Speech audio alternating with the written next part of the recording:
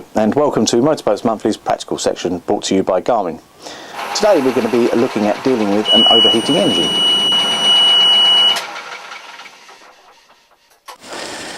So we've got the boat somewhere safe now, and now we've got time to look at the problem, diagnose what's happened and fix it and get underway again.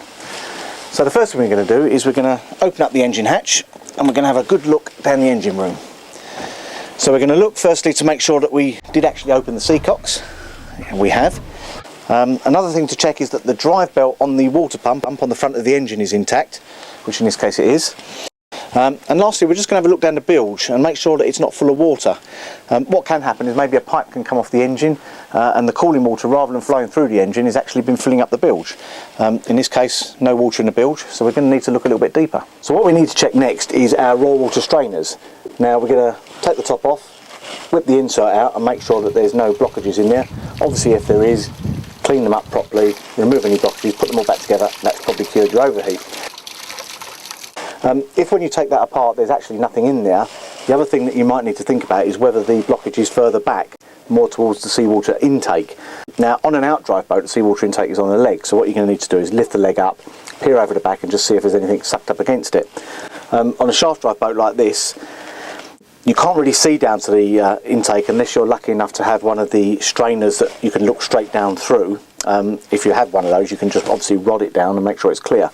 One thing that you can do if you suspect that there is a blockage on the seawater intake is use a dinghy pump and affix it down through there to the end of this pipe here and blow back through to clear any blockages back out. The next thing we're going to do is to check the raw water impeller. Now a little tip here is if you put your hand on the cover and feel it, it should be cold to the touch. If it's warm at all, then what that means is that the impeller has been running without water and has built up friction, and almost certainly the impeller is probably damaged. So what we need to do is to whip the cover off and inspect the impeller and see if it looks in good condition or not. If you think it has overheated, if it's hot, it's probably best to change it anyway. You've got it out, you might as well put a new one back in. If the impeller is damaged and is in pieces, you're going to need to try and get as many of those pieces out of the system as you can. It might be that they've gone into the strainer, if the strainer is after the raw water pump. Alternatively, like on this engine, they will go forward into the heat exchanger. That's not usually a problem, but it's probably best if that has happened that at some point later you get an engineer to strip the heat exchanger and remove those, because otherwise they can contribute to overheats later on. The last check we're going to do today is we're going to just check the freshwater cooling side. Now you need to be very careful with this. If the engine is still hot and it's overheated, you don't want to be opening this cap until the engine's cooled down, because you will get steam or scalding water coming out.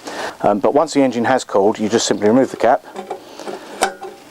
and just check that you have got a decent amount of coolant still in there. Top it up if necessary, but as long as there's enough coolant in there and all the other checks are okay, you should be ready to go. Now it might be that you've had an overheat, you've completed all these checks and you can actually find nothing wrong. It's not uncommon. What can happen is you can have something sucked up against your raw water intake, whether it be a skin fitting or an outdrive or outboard leg. It restricts the flow of water, the engine overheats, you shut it down. The minute you shut it down, the suction on that item is lost and it simply floats away. You do all your checks, you can't find nothing wrong. If that's the case, you're normally good to just fire the engine up again, keep an eye on the temperature gauge. If everything's good, just carry on. Well, I hope you found that useful. Thanks for watching.